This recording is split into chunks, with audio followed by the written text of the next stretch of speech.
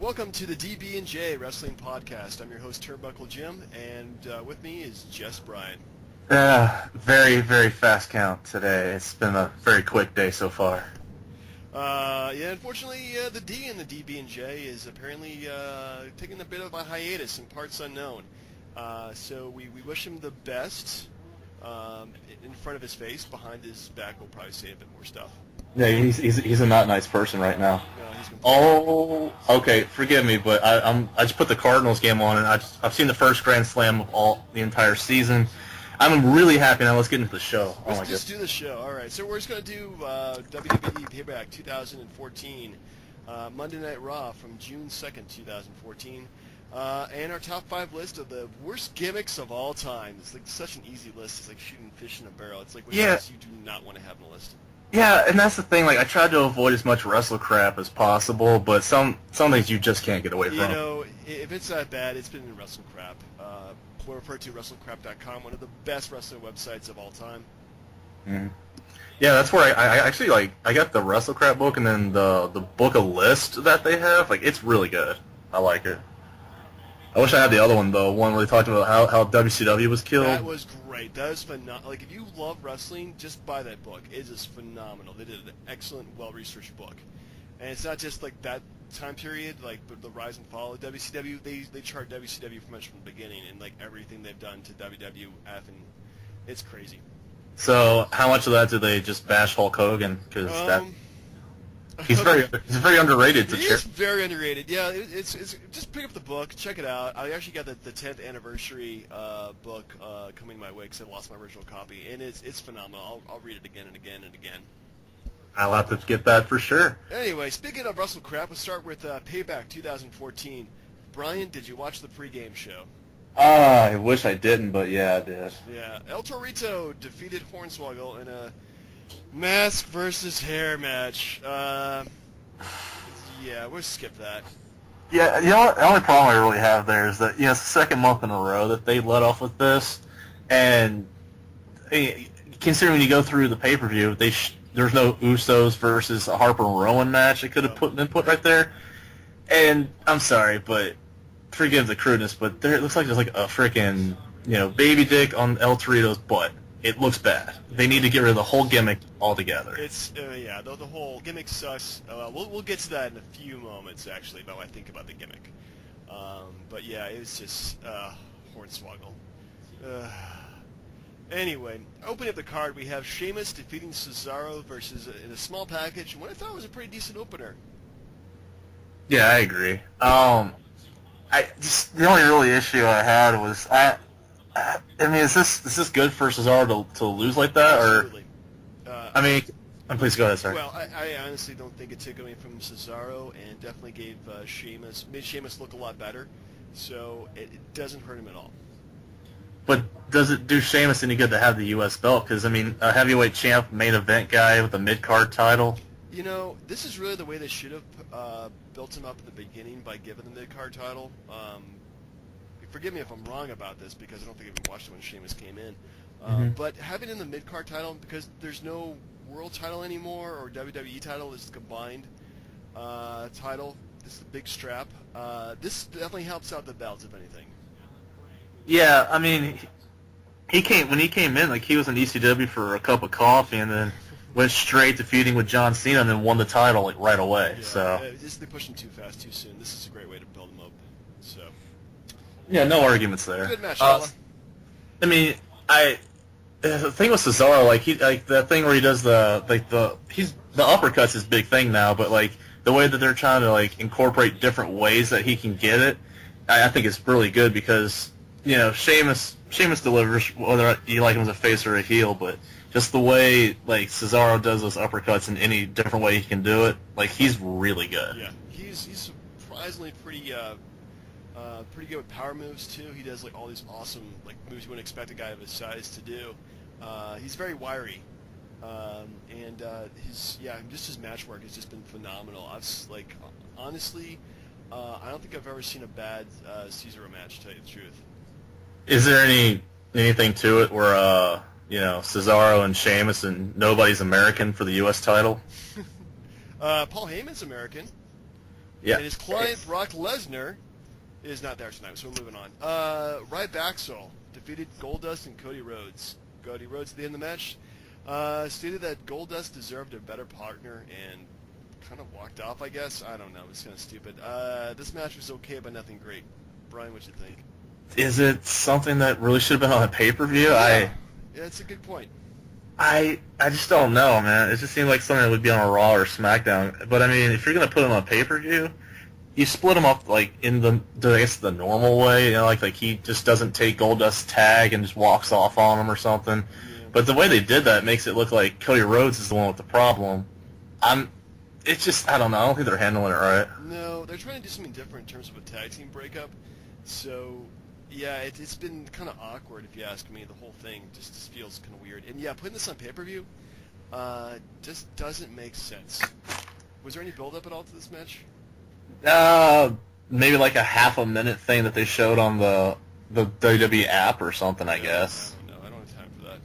Yeah, no, nobody does. All right, next up, we actually do have a hyped-up match with Rusev defeating Big E. I swear, I think Rusev got the achievement of beating every black guy in WWE award. What'd you think about this, Brian? You know, I honestly thought being buddies with John Cena would do more for you than losing your belt and then jobbing out the next month in surprisingly quick fashion. I thought it would last longer than that. Yeah, this match was like less than 4 minutes long. Big E had like one really awesome move, and when he did that, I thought this move would be the match would be great because he did the spear through the ropes. I thought that was freaking awesome. Yeah, it was great. That was awesome, and then like this ended the match. Like Rusev had that one kick, and then he put on the camel clutch essentially to or accolade, whatever we want to call it now, to Big E, and Big E tapped. Come on. Oh man, you know, I just wish they had like a different type of name for it because camel clutch, like Iron Sheik, Sergeant Slaughter, I don't really associate Russian with a camel clutch, but I mean, the thing is like.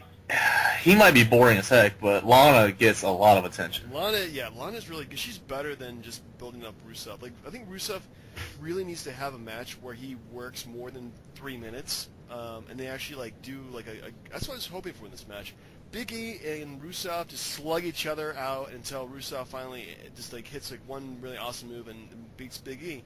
I'm happy with that. The way this match went, I'm not. It's just boring. How quickly he's beating guys, and it's apparently they want to build him up like Umaga, and I don't think that went that well. No.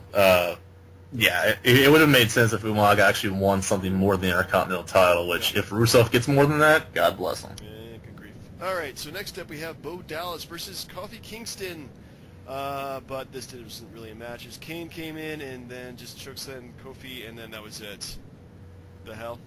Well, I mean, it made sense. I mean, 'cause I did watch the pre-show stuff, and they said apparently Kofi put out some kind of tweet just bad-mouthing Stephanie, and then, oh look, there's Kane. So it's no surprise really, but I don't know about you. I don't know what your thoughts are on this, but Bo Dallas just annoys the crap out of me. That's the whole point, and I think people are not buying that. They're actually kind of buying it up to some degree. So. Yeah, Bo is kind of annoying, but it's just like that's the response he wants to get, and I don't think it's working that well. I think the fans are actually kind of liking him.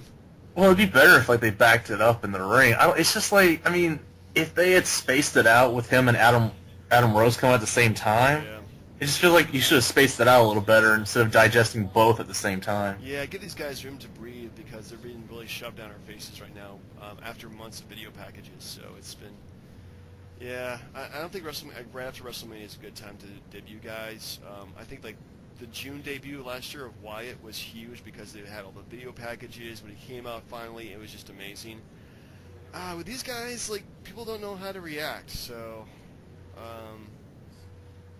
I don't know. Moving on, we had Bad News Barrett defeating Rob Van Dam, keeping his Intercontinental Championship.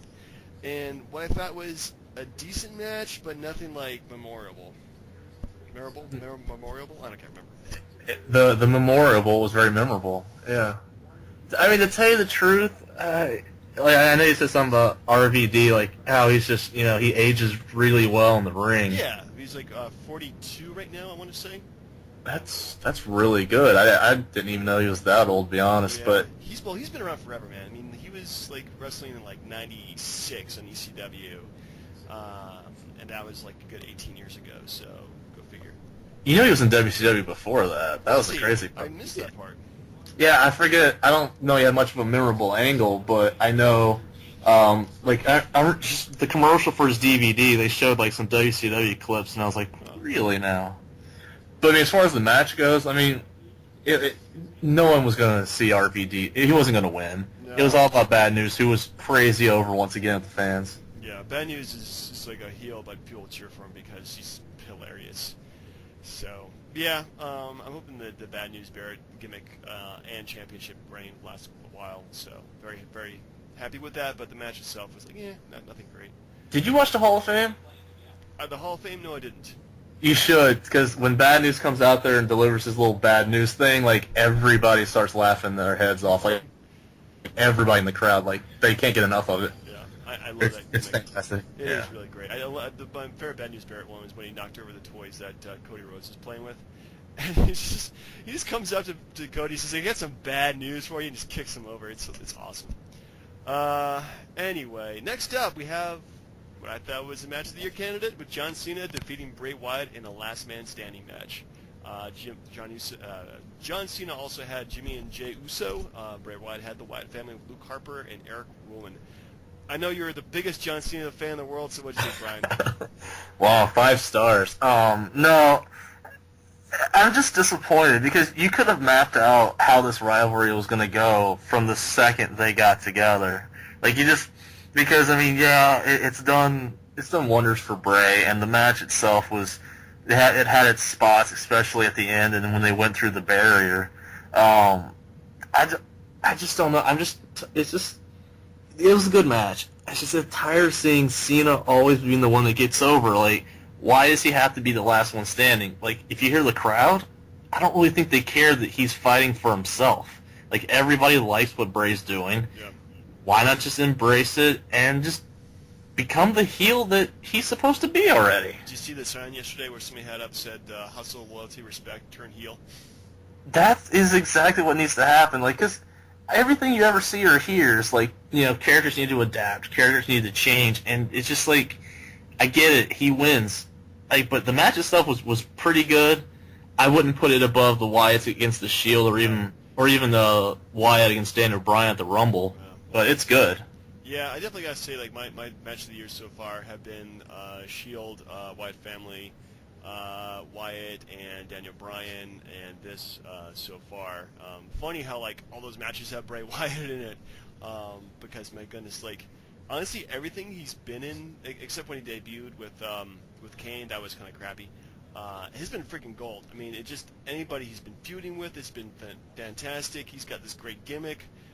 He looks freaking impressive in the ring, too. I mean, he looks deadly. And, man, the psychology of him is just great. I mean, honestly, he's one of those talents you can see, like, just going to the moon. I would be very, very surprised if he wasn't going for the belt in WrestleMania next year.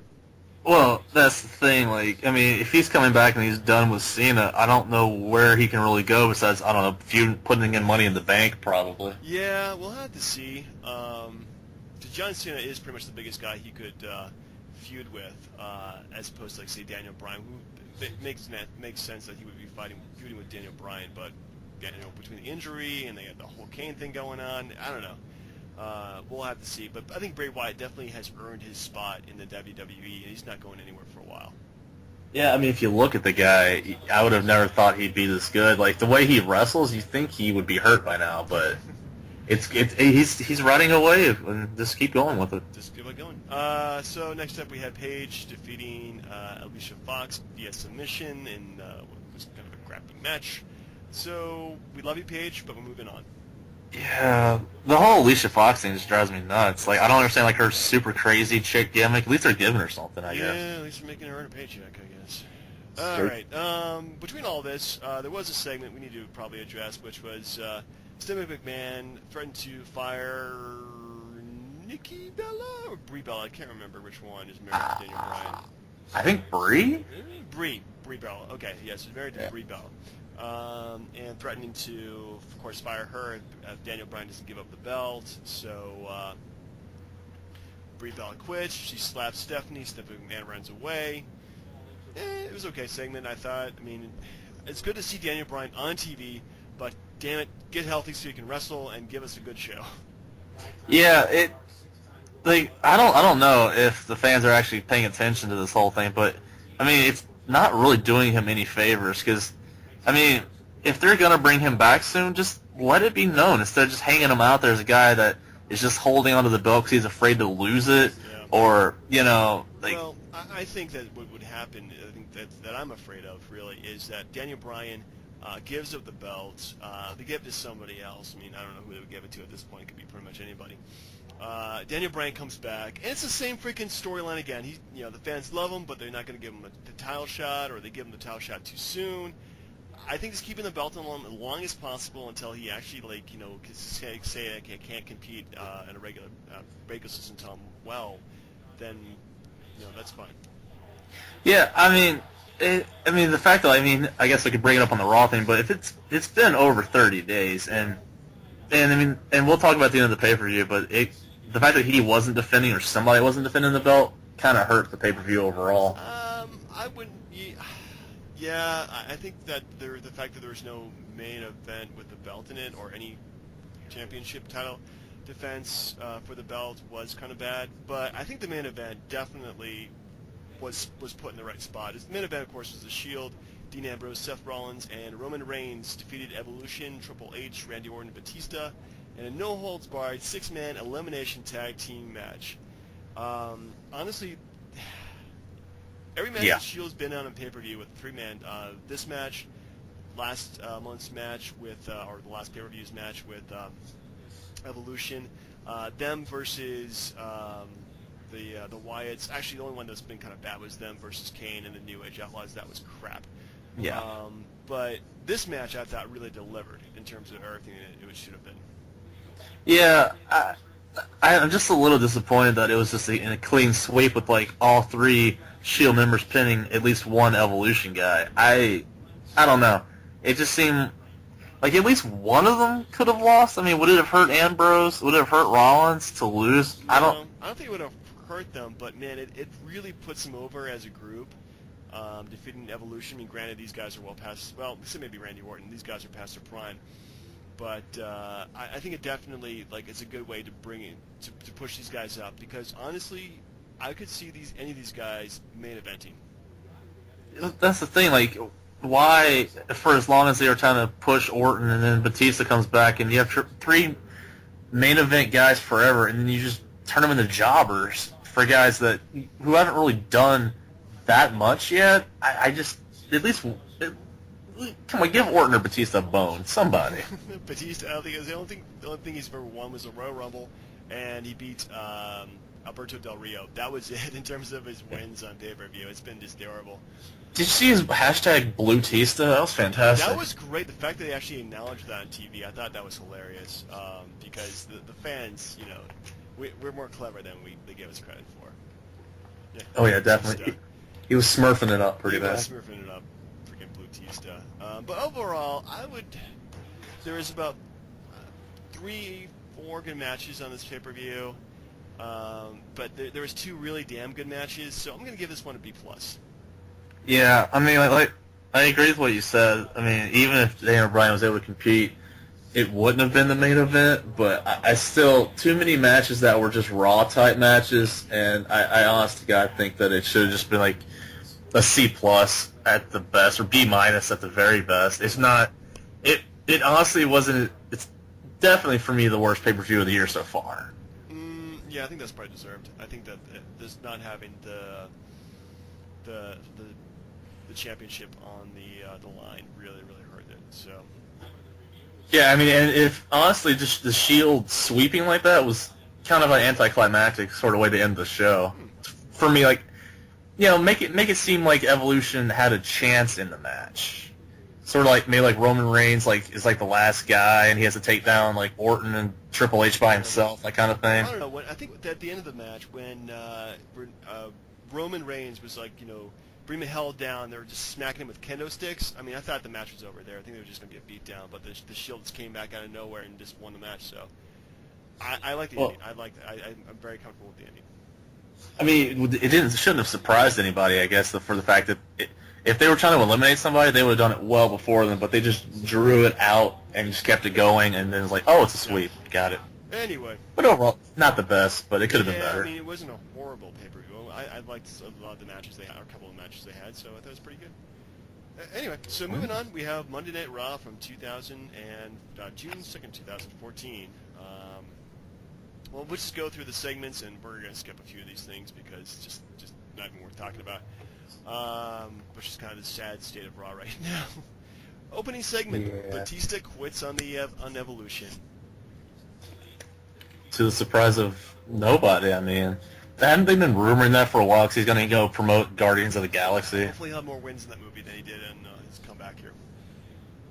Yeah, I mean, if he has more lines than wins, that's the over-under. But I mean, it makes sense. I mean, Triple H is just trying to keep, he won't accept no for an answer from against the Shield. And Batista's like, you promised me all this stuff. I didn't get it. I quit. Yeah, it definitely shows how, it'll come back later on, but Triple H is one mean, stubborn son of a bitch, so.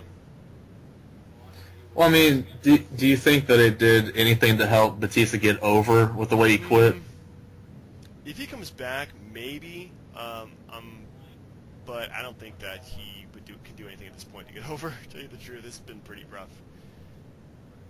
Well, I mean, if he comes out and costs Evolution a match, then maybe. I can see that, like a quick cameo appearance.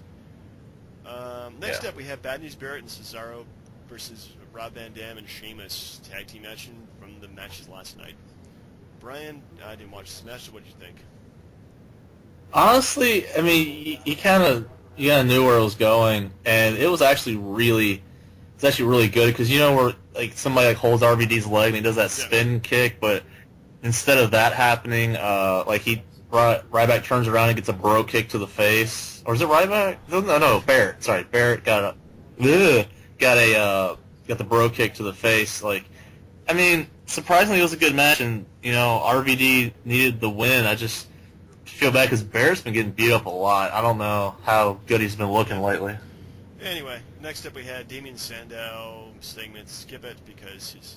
Oh, that was come on. That was. As a Pacers fan, I actually thought it was hilarious, to be honest with you. You know what the sad part is? But Big Show comes out and knocks him out, right?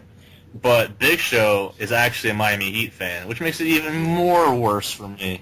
Because he admitted, he's like, yeah, I'm a Heat fan, but look, I'm going to go out and let the Pacers fans cheer for me. Like, hey. He was from Miami?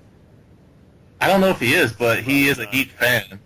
No, I think Big Show is actually from, I would say, somewhere in the Midwest, because he actually played basketball somewhere before he was... Yeah, Wichita State. That makes sense, so...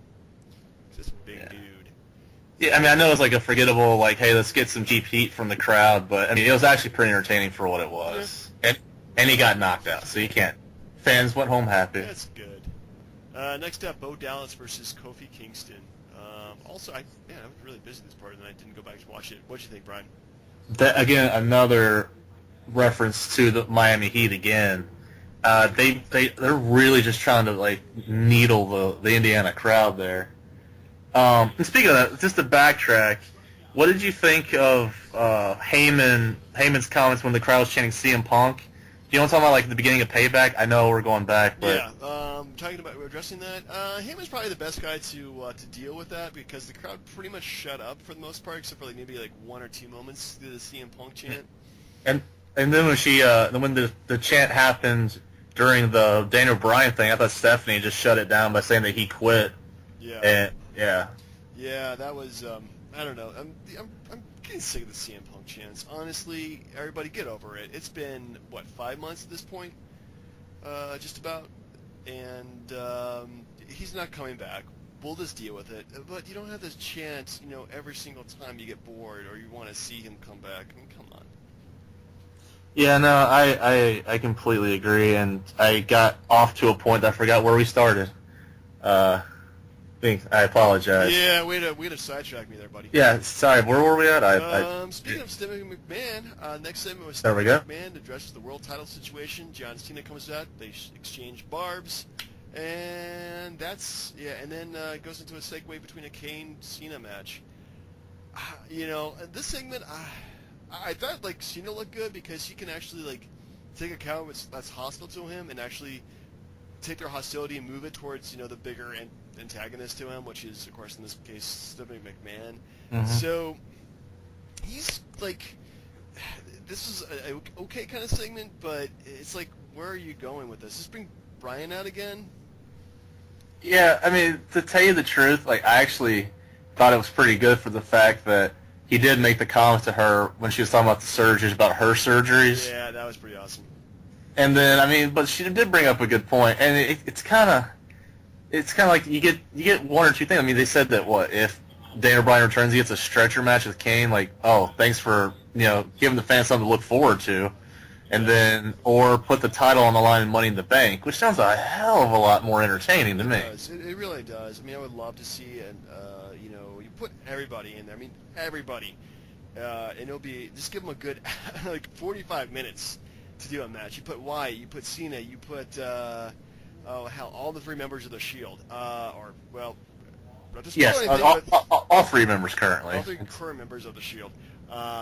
You do like an 8-man match, and you just have just make it like everybody gets a spot, and I think it'll be fantastic. But some part of me says it's good seeing Daniel Bryan stay in there too. So. Yeah, I mean, is it really that important to hold on the belt just to wrestle Lesnar at SummerSlam? Supposedly, maybe, we don't know, but I don't know. But the segment brought out like those 2 options, and I mean, it was good overall. I liked it. I mean, I think overall we're going to get a good show from whoever wrestles for the belt. But just I mean, as long as we're guaranteed that the belt will be on the line next pay-per-view, that's all I'm caring about. Yeah. All right, next up, so it's Kane versus Cena.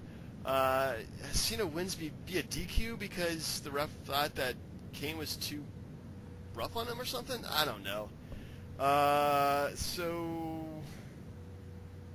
Crappy segment. Yeah, very much. I actually skipped that segment. I switched over to ESPN, so I missed it entirely. Yeah, he didn't miss much. Pretty much John Cena did like one cool thing. He threw the steps at Kane, which like knocked over Kane for like a good minute or so, which is kind of cool. Didn't he do that to Bray Wyatt? That was one of the best moments too when he did that to Bray Wyatt. Yeah. Next up we have more Los Matadores versus Heath Slater and Drew McIntyre. We're not going to bother with that crap anymore. I thought you were going to give your opinion on the gimmick. I think we already. Well, we'll get to that. Fair enough. Okay, fair enough. Oh, whoa, that's a juicy little spoiler. I just real quick, I feel so bad for these guys. Like, again, we say it over and over again, but if all 3 and B is for, or 3 and a third if you count Hornswoggle, right? Just as jobbers, and they're jobbing to people who are jobbers. It doesn't make any sense. I'm very confused here.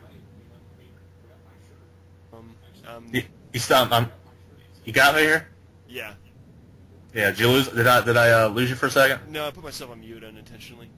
Oh, okay. Yeah. Sorry, but yeah, like I don't understand why a jobber would job to another jobber. Like, because Los Matadores, what are they doing? Are they tag team champs? Are they going anywhere? No. Nope, not anywhere. Speaking of not going anywhere, Nikki Bella versus Asanka. Asanka? Aksana? Aksana. I don't know why it's hard to pronounce her name for some reason. Aksana versus and Alicia Fox. Yeah, it was kind of crappy. Yeah, like I said, they kept the right Bella at least. Yeah. I'm a fan of that outfit. She looked fantastic, but she took the beat down her sister was supposed to get because it ended up like a 2-on-1 beat down, and yeah, I don't know where the Divas division is currently besides Paige, to be honest. It's stuck in limbo somewhere. It's some horrible place we'll never go. Next up, Adam Rose versus Jack Swagger, and a match that felt really short, I thought. Rose won via pinfall, and I think Rose, he's got some good moves, and hopefully give him a longer match, and he'll get over in the ring. Yeah. Okay, is he the one that tries to hug his opponent afterwards, or is that Bo Dallas? I think that's Bo Dallas. I don't know. You got a problem here when the dude's entrance is longer than the match. This is borderline Ultimate Warrior here. Yeah, but Like, his gimmick's fun, and I like the fact that the crowd likes singing his music. But yeah, in terms of any legs this gimmick has, it's probably not got too many. well, I mean, eventually he's gonna have to do something. But I mean, like I just feel bad for Jack Swagger. That's all. Yeah, yeah, Swagger is, man, that guy really. I mean, he's got a great manager, but in terms of like where he's going as a wrestler, it's not been good places. Yeah, I don't know if he's still in the doghouse from that arrest last year, but my goodness. So next up we have, I think, what's pretty much the best part of the night, the Usos versus Harper and Rowan, and one hell of a match. These guys look great. It was for a non-title, but the Wyatts won via pinfall, and man, it was one heck of a show. Yeah, and if this doesn't set up a tag team title match, I'm gonna be very upset with that. Yeah, I don't see why they wouldn't do that. I mean, even like the beginning when Harper like did all the talking that Wyatt usually does. Like, he was fantastic. Yeah, no, that was really surprising. And then what? Like the one with the mask. I keep mixing the names up, but yeah, like he did this whole follow the buzzards thing. Like he actually got a line in there. Yeah. Like it was really good. Yeah, give these guys some screen time. Don't make them just simple henchmen for Wyatt. So give them some time to shine. I wish I could have seen their NXT gimmicks because they came on the scene as like his henchmen, and they're developing as wrestlers right before everybody's eyes, and now they're seeing it. I think they were henchmen for him in NXT too, weren't they? I don't know. Like, I thought he was just, I don't know if Bray Wyatt was in NXT as Bray Wyatt because he was Husky Harris in the original NXT, but yeah, actually in NXT he did, that's where he debuted the Bray Wyatt gimmick, and actually went back and watched some of the Bray Wyatt stuff he did, and it's just like, I mean, they were just developing that gimmick in NXT, and they were, the Rowan and Harper were his henchmen in that too. So. Well, hey, Which is, one thing I do like, if I'm not around for a second, NXT has been phenomenal in terms of the development system because we get to see these guys like on a regular basis, and then see them on the main roster too. So we actually get to familiarize ourselves with these guys and know what they're about and know their styles of wrestling. So I like it. Yeah, I mean, the original premise I thought was terrible, where they had the WWE Pro with the NXT Rookie. Yeah, and I mean, they had like the Miz was the mentor for Daniel Bryan. I mean, come on, Daniel Bryan is so much better than Miz has ever been. Yeah, but see, the worst part was like Daniel Bryan was actually trained by William Regal, but Regal was the star for Skip Sheffield or Ryback. So I mean, it just seemed all out of whack. But I'm glad that they've made so much of a focus on it now, and that they're not stupid. They're looking to the future. Yeah, that's really what the best wrestling companies will do is think of the new guys as opposed to stay on. I mean, they'll keep the old stuff as long as it works, but they're always working on new guys. And that's one good thing I like about the WWE is they're constantly throwing out new stuff out there. You know what? I keep thinking about the other company, but like, if WCW had turned like WCW Saturday Night into WCW Power Plant, I mean, I don't know. It might have worked. It might have worked. It would have gotten some guys over. But the thing is, there was a huge glass ceiling of talent at the very top that was aging on a regular basis too. So unless like the older guys like would step aside and let the newer guys like get their spots, then it just wouldn't have happened. Yeah, I got you. Okay. Yeah, you're right. But yeah, I mean, just to get back to the Usos, like they delivered, and like I think they might have got lost in the shuffle with everything that's been going on. Tag teams haven't been in focus, but these guys, all of them delivered. It was fantastic. Yeah. Next up, we have another good match. It was kind of cut short, I thought. Dolph Ziggler lost to Alberto Del Rio for a spot in the upcoming ladder in the bank, Money in the Bank ladder in the match. Yeah, Dolph Del Rio. I'm just kidding. Honestly, like he came back out of nowhere. Alberto Del Rio just like, hey, look at me. Did you forget about me? Hey, I want a match. I'm in the pay-per-view. I hope this does something for him instead of just being lost in the shuffle. And hey, we need a guy to fill up this match. Yeah. But I feel bad because I think Ziggler should get a shot too. To be honest, so I mean, Ziggler is. I think he's great. I always liked Ziggler. Well, I'm saying I always liked Ziggler, but he's definitely growing on me. So it's really frustrating. The fans are training for Ziggler, but he's just not getting his spot. Yeah, and okay, look at that for a second, if it's a small second. So you look at, like, Daniel Bryan holding onto a title because of a neck injury, but Dolph Ziggler had a concussion right after getting the world title, and they stripped him of the belt, and then Del Rio got it back. So, I mean, if anybody thinks it's anything besides them, if there was anybody else in the company right now that they wanted to have the WWE title, they would have stripped Daniel Bryan already. Yeah. That's just my thought on it. Next up we have, man, it's actually a lot of wrestling towards the end of the show. Sin Cara and Goldust versus Ryback. And of course, Sin Cara and Goldust lose to Ryback via pinfall. I thought it was an okay match. I forgot Sin Cara was employed, to be honest. Well, to be honest with you, it's not the original Sin Cara, it's another guy under the mask, so. Yeah, it's like Hunico or something, I guess. Yeah, I can't remember who. But yeah, I mean, if this leads to anything besides Goldust going away, I don't understand why they're doing it. Yeah, I don't know. I don't understand this whole thing either. Maybe have a Goldust with different partners every 5 minutes or something like that is what they're going for. But otherwise, it's just kind of crappy. They should just give Cody a singles push, and then that's it. Yeah. And that's just my thought on it. Yeah, that would be nice. Next up, we have the Russian Hero Awards ceremony. Oh my God. Lana looks great. This is the stupidest thing ever. This is. I kind of expected somebody to show up, ruin it for him, and then we have our next Rusev, murdering. But no, it just went down like it was supposed to go down. That's not wrestling to me.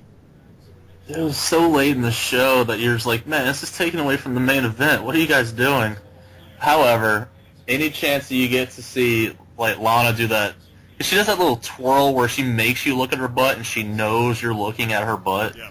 It's ridiculous. It is crazy. But Rusev is just horrible, and I hope that award that he got out of a 25-cent vending machine or little gumball machine is worth it, because it's boring the crap out of people. Yeah. But who really could have come out there to interfere? Like, Hogan's too old. The Lex Express is out of gas, right? There's nobody that was coming out there except maybe Cena. Mark Henry. I mean, that's one black guy he hasn't beaten yet. Yeah, true. But he would have just been jobbed right then and there again. Yeah. Brock Lesnar.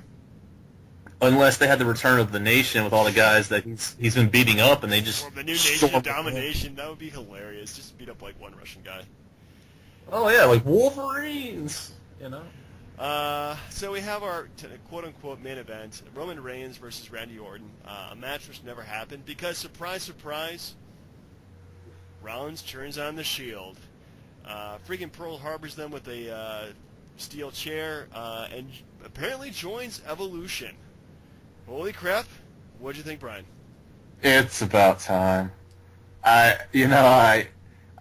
wouldn't, if you like made a bet like who was going to be the one to turn, I would have never thought it would have been Reigns. I mean, I thought it would have been Reigns. I didn't think it was going to be Rollins, but it makes sense. He's apparently the architect of the Shield, so he made them. He can destroy them.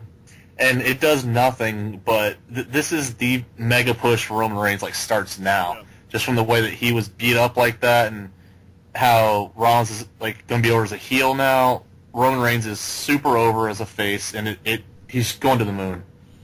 Well, really, at this point, the only people that the Shield have left to conquer are themselves, really. And so we keep Ambrose and Reigns together. I guess they're going to be a tag team or bring in somebody new to join the Shield. We'll have to see. I really wish the next Monday Night Raw they come out, or Evolution comes out, Reigns looks completely different. Give that guy a haircut, give him a change of clothing, and just totally, get rid of any kind of looking like any kind of look he had with the Shield, because they looked all the same. It would just be really goofy. Yeah, I mean, do you want him coming out looking like Austin or Mick Foley when they had to put on the suits? And no, but give him something that he's comfortable with looking like, not like a suit, but something a bit more formal. But yeah, don't make him look like a freaking stooge. Like, I don't know, man. On one hand, I'm kind of sad that the Shield that's pretty much that could be it for a while with them. But then again, they pretty much done everything that you can do as a team in WWE these days, except for like winning main title. So I mean, just breaking them up, and that's going to cause it's good for storyline wise. Good to be great matches. I'm looking forward to see what they're going to do with this. Yeah, like I had that thought where you could have put all three in a ring together, and like all three members of the Shield, and then have like the winner get a title match. But honestly, it wouldn't upset me if they said today Daniel Bryan was stripped of the title, and the winner of Rollins and Reigns is going to win the belt. I honestly would not be upset with that one bit. Like those guys deserve that kind of push. They really do. I mean, these guys have been pushed to the moon, and it's about time to make some money off of that push. So. Yeah, absolutely. I mean, did it surprise you that it was... Okay, here's how I knew that was going to happen. I mean, I don't know how... I assume people were shocked, but... So Triple H comes out with the sledgehammer, right? Mm-hmm. But Rollins is the only one that goes to get a chair, so he's the only one with a weapon in the ring. And then, oh, look, Roman Reigns walks to the ropes first. Whack! I mean, it wrote itself, but I mean, it was still a little surprising. Yeah, it shocked me a little bit. Didn't exactly expect that kind of thing to happen. But then again, like, Raw has been so predictable in the past few months that it's good to see something that's like completely out of the blue. Yeah, and the Shield wasn't going anywhere higher than this. No, I mean, yeah, you can keep them around, I guess, and have like somebody go for the belt. But I mean, really, this is probably the best thing to be done for them. Yeah, but I mean, so what do you think? Are they going to be in Money in the Bank, or are they going to have their own match? That's a good question. I think they would probably have their own match. I mean, they're going to do something, but because maybe world title push is probably too early for any of them. But I can see it down the line really easily. See, I would hope they would just maybe like you plant the seeds, and then you like have the blow off at SummerSlam or something like that. Yeah, we'll have to see. It's going to be a fun summer. I got to admit that though. Yeah. Well, overall, I think the Raw was a lot of crap to it, so I got to go with like a C-. I think overall there's like one or two good spots, but not enough to give me a good Raw. Yeah, honestly, because I think I agree with you. I just feel like they could have had Bray Wyatt come out there. I mean, his injuries weren't that severe because Cena took a beating too, didn't he? Oh yeah. Oh my goodness, he got the crap beat out of him. So why not have Bray Wyatt come out there and say something about? Wyatt night off. Come on, man. So he's going to come out on SmackDown to make your... Oh, by the way, watch SmackDown so you can see what he has to say, people. Yeah, why not? All right. Yeah, I give it like a C minus, C plus. There's nothing better than that. Yeah, no, nothing great. Oh, real quick, do you get tired of hearing Stephanie say B plus and it's best for business? Because you can make that a drinking game if you felt like it. You could, but repetition doesn't hurt, especially in the wrestling business. So it's like, oh wait, we forgot. He's a B plus player. He's a B plus kind of guy. But yeah, so yeah, C plus. All right. Well, we know how you stand. Yes. Okay, so our final part of a podcast, our top 5 worst gimmicks of all time. Do you want to go first, or do you want me to go first? I got inspiration from this because honestly, when I first got the network, the first thing I went back to was like an old Halloween Havoc from like '95.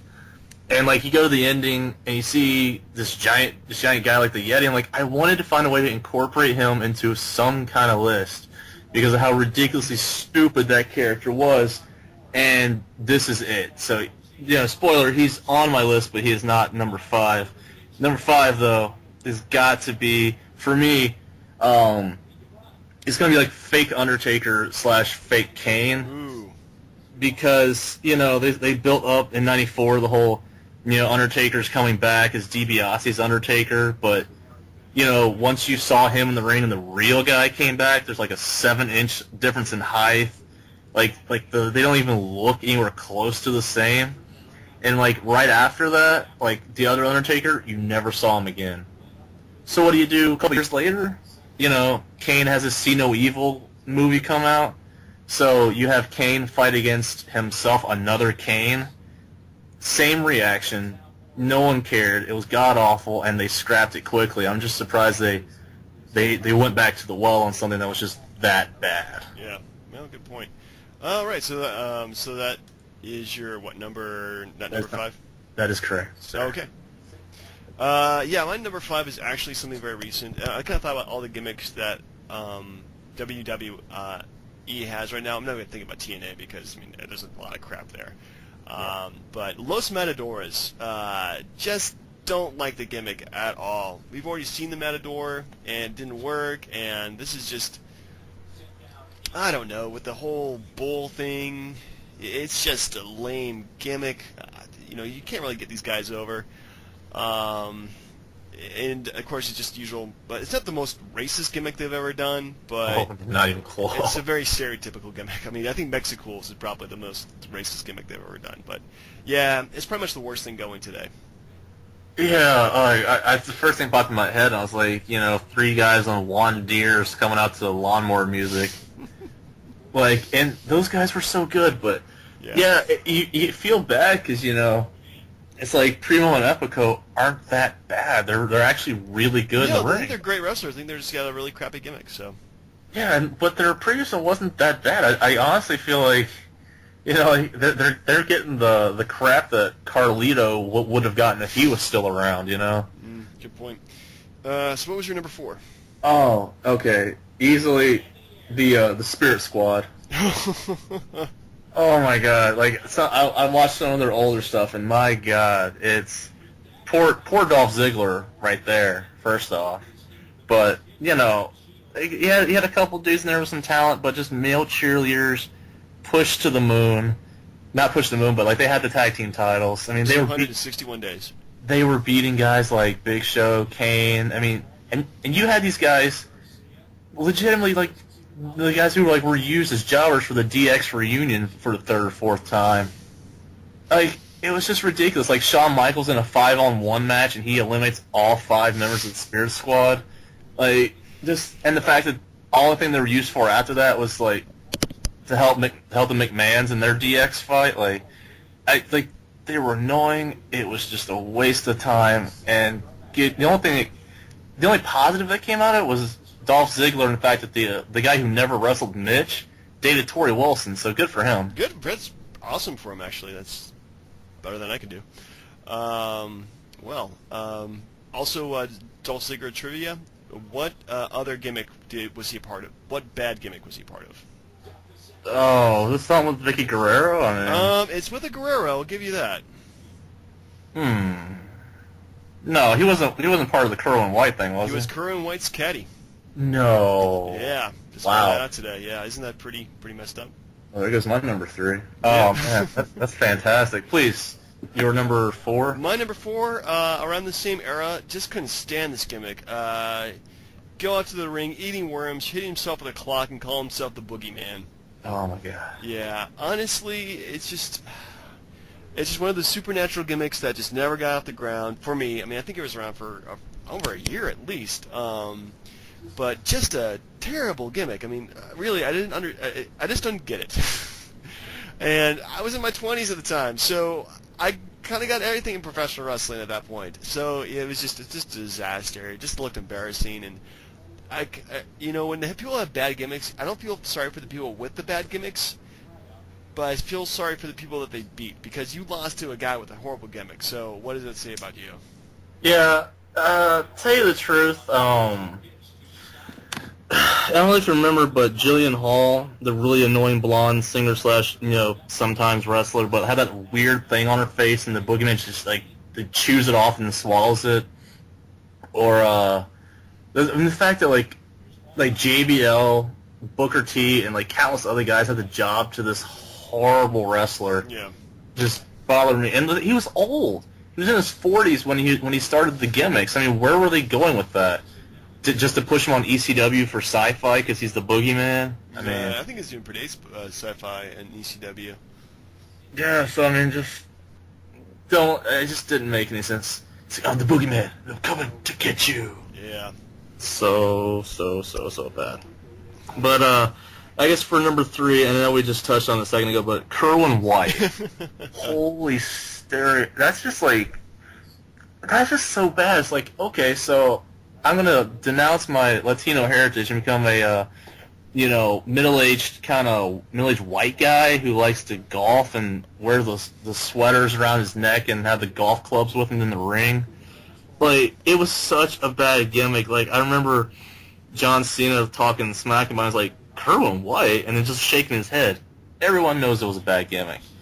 And you don't want to say this, but without Eddie Guerrero dying, who knows how far this gimmick would have been pushed. But they were like, wait a minute, Eddie died, and we're pushing Chavo as like a middle-aged white guy? No, that's got to go. Yeah.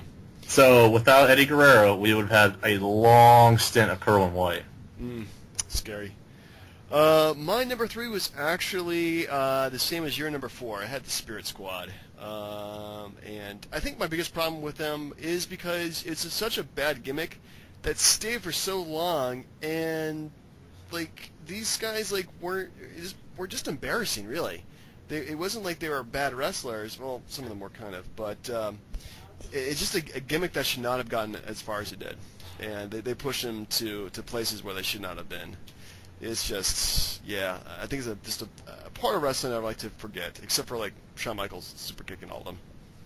Yeah, but it's just, man, like the fact that like they brought back Saturday night's main event, and your main event is DX versus 5 Spirit Squad guys. I mean,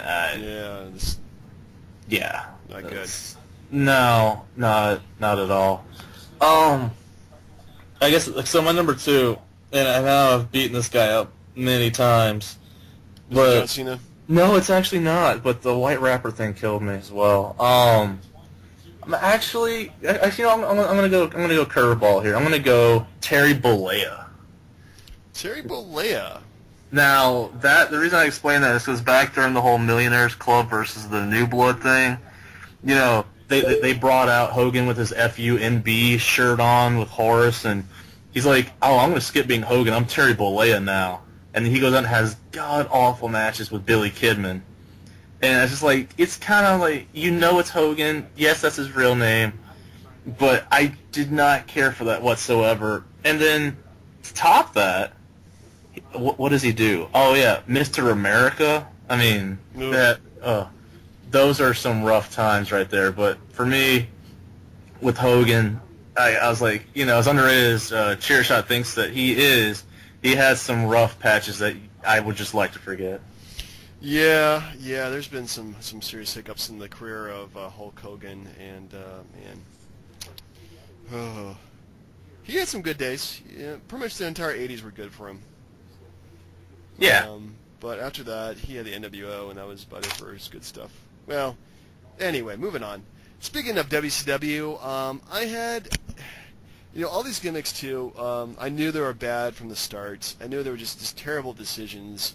My number 2 was actually a kind of a tie-in product, actually, kind of cross merchandising. It was the Kiss Demon. Oh man, that was like such a hard choice, man. Yeah. You know, the whole gimmick was that Kiss played a show on Nitro, because we really want to watch music when we're watching wrestling. Hence to you, Vince McMahon, never play live music unless it's for somebody's entrance. So he came out, and he was dressed as, you know, Gene Simmons' Kiss Demon thing, or whatever that was.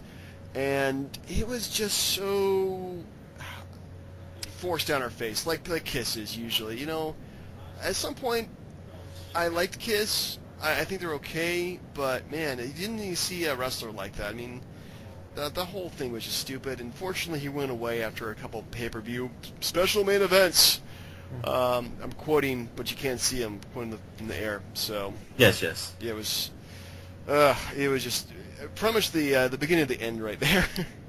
Now, do you know? And I read it somewhere, but I don't remember how much they paid Gene Simmons for the rights to use the Kiss Demon. Ooh, it's probably at least in the 6 figures, if not at over $1 million. Yeah, it's like 7 or 8. It's almost like 7 or 8 figures, I want to say. Jeez. Yeah, it was pretty expensive for something that was that awful. Yeah. And the only thing that they did for them was embarrass them, because they had like a cross promotion thing again, because the guy was the Kiss Demon was like, I don't know his first name. His last name is Torborg. I think it was Dale Torborg, yeah. Yeah, like his dad was like Jack McKeon. Like he's like the manager of the Florida Marlins at the time. So like they would show pictures of him in the Kiss Demon outfit hanging out with his dad at the ballpark. I'm like, this is just, I'm gonna pass, thanks. Yeah, there was some really goofy stuff. I mean, I could have gone with like RoboCop or something like Staving Sting.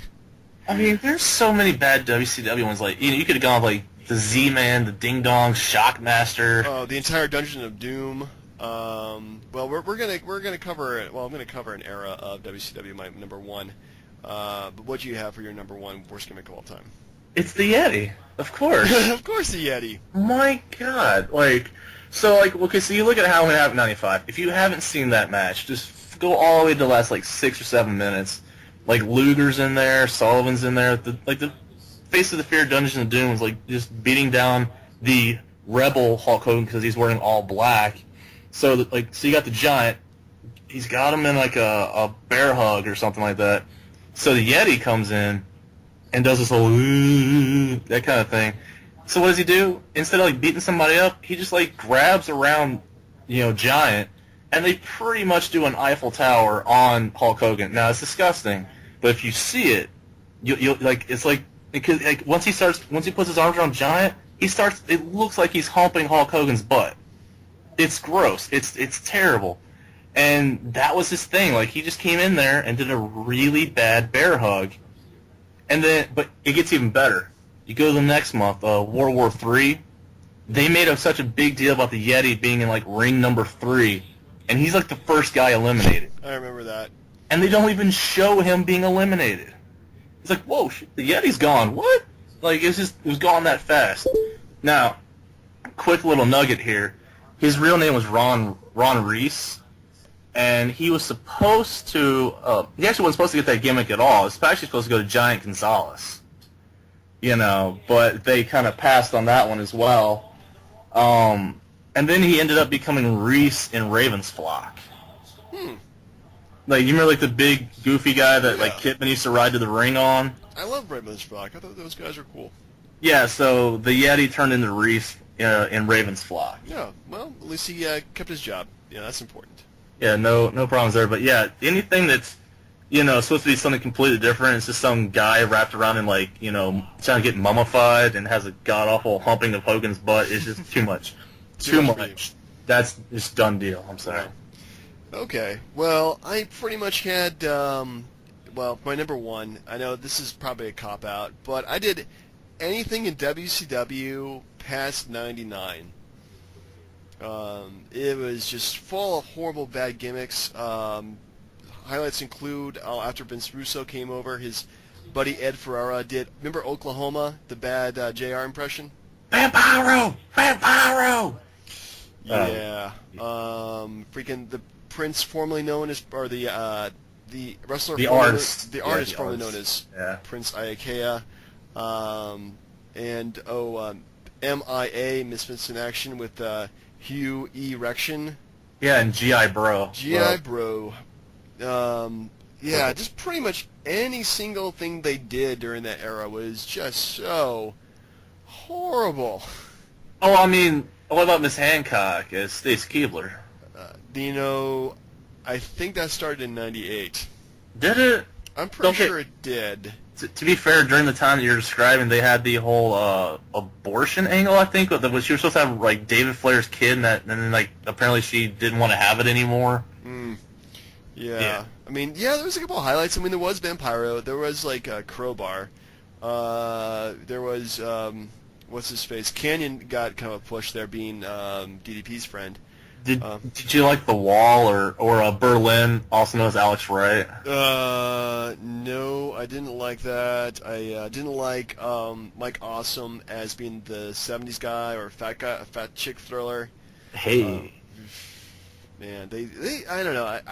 I think I stopped watching at that point because it was just so horrible, and they just forgot how to make wrestling at that point. It's just so bad. How about WCW period? I mean, you're giving a pass to Glacier or the Guardian Angel, the Big Boss Man, or the Butcher, the Zodiac Man, all the cake stuff. Arachnaman, the Ding Dongs, which JBL mentioned last night, was one of Bill Hurd's character. Jim Herd. It was Bill Watts. Jim Herd or Bill Watts? Bill Watts, when he was booking WCW. I mean, WCW has been a collection of suck. And I was actually kind of surprised it's made it through the years. But it had some really good stuff to it, too. You can't discount it. They had the NWO, had the Four Horsemen.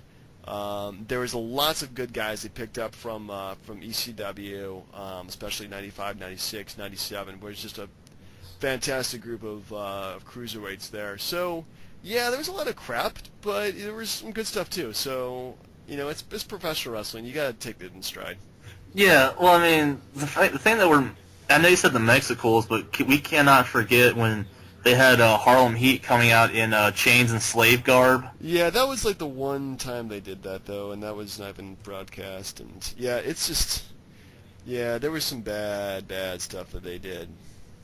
Yeah, but I mean, like WCW in general was just had so much. Yeah, you're right. It's just atrocious gimmicks. It was really just full of just bad stuff, and yeah, it's one thing about WWE is that we kind of forget like some of the good gimmicks they've done, and they've been successful over the years, and it just kind of shows that having like good creative control definitely shows how successful you are. They had some stinkers too. I mean, you can't forget like Duke the Dumpster Droese or like what Phineas I and Henry O. Yeah, also Max Moon. Oh yeah. No, Simon Dean. Was it Dean Simon? No, Simon Dean. Simon Dean. The fitness guru guy. Yeah. I mean, let's see. Like they had like Mantar, like Bastion Booger. That was pretty bad. Yeah. Okay. How about that? That's honorable mention right there. You got a guy who had wrestled Triple H and Kurt Angle at big time pay-per-views. For when he was, I actually saw the Eugene versus Kurt Angle match. We freaking booed the crap out of him. Poor guy. That was. What the heck are you doing over there? Me? Yeah. Oh, sorry. I didn't know I was making any noise. I was trying to move my cord around from my laptop. It sounds like you're just like throwing your laptop across the room. Is actually kind of funny. I would have made sense from earlier. We can almost do like a part 2 to this list. I mean, because there really is no ending of how many bad gimmicks there have been over the years. But so for next week, if it's just gonna be you and me, or if we find another person to add to the DB&J, because we'll add another initial there, because the B&J podcast is probably not going to get us the crowd we were looking for. It'll increase our numbers. It will get our numbers huge, but they'll be really let down like as soon as the whole thing starts. So. Hey, I don't care if they listen past the first 30 seconds. It's all about those initial hits. Yeah, we got to get the initial hits over. Got to get 500 views so I can do my one-man show of WrestleMania 11. Anyways. To be fair, okay, if you get to that, instead of that, I'd like to offer a Commissioner Travis suggestion, and that's WCW Uncensored from ๽96. The one where it was like Hogan and Savage taking on the entire Dungeon of Doom and Lex Luger and Flair. It's like 2-on-9 instead of a steel cage. If we're all doing we should do that some weekend, and just to have it on there just in case. Skype the entire thing, and if we survive, we'll survive. So yeah, okay. So 500 hits, we'll do uncensored. I think it was uncensored 95, or it might have been 96, but we'll check that. Yeah, I think 95. No, 95. I don't know why I know this. Like Hogan was fighting Vader. But 96, it was the Giant, and it was the Giant Cluster Screw. It had a freaking Zeus in it, too. That's hilarious. Yeah. Anyway, so next week, top 5 list, top 5 best gimmicks of all time. Ooh. Oh, when did you want to do the John Cena debate for all you you listeners out there? We can probably do that debate around the same time. So next week? Yeah, next week. Sure, why not? What the heck. All right. Well, for our mains right now, the DB&J Wrestling Podcast, I'm Turnbuckle Jim. Fast Count Brian. Have a great night. Have a great night, everybody.